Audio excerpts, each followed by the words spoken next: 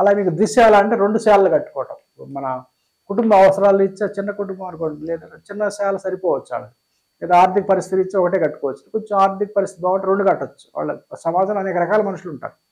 వాళ్ళకి ఎవరు అవసరం బట్టి వాళ్ళు కట్టుకుంటారు. ఏకశాల కడితే చెప్పాం మనం, దక్షిణం కానీ పశ్చిమం కట్టాలి. 2 శాలలు కట్టాల్సి వస్తే ద్విశాల, అందులో కూడా రకరకాల డిజైన్ చెప్పారు. ఎక్కడ కడితే ఫలితం ఏంటి, ఎక్కడ కట్టకూడదు, ఎలా కట్టాలో చెప్పారు.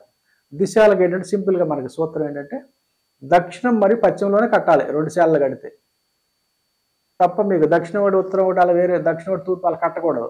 కేవలం దక్షిణ పశ్చిమంలో మాత్రమే కట్టాలి, అది రూలు దిశాలు కడితే.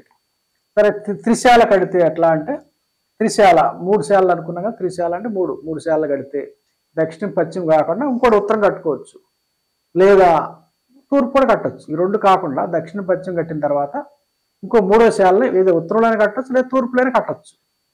తూర్పులో కడితే ఒక ఫలితం చెప్పారు, ఉత్తరంలో కడితే ఒక ఫలితం. అంటే తూర్పు ఉత్తరంలో ఒకటి ఖాళీ ఉండదు త్రిశాలకి. తూర్పు కానీ ఉత్తరం కానీ ఒకటి ఖాళీ, ఇంకోటి దక్షిణ పశ్చిమ ఖాళీ పెడితే దోషం. త్రిశాల అంటే కేవలం దక్షిణం పశ్చిమం వచ్చిన తర్వాత 3వది ఉత్తరంలోనే ఉండొచ్చు, లేదంటే తూర్పులోనే ఉండొచ్చు. అంటే ఉత్తరం కానీ తూర్పు ఒకటి ఖాళీ ఉండదు త్రిశాలకి. అది త్రిశాల రూల్ అది.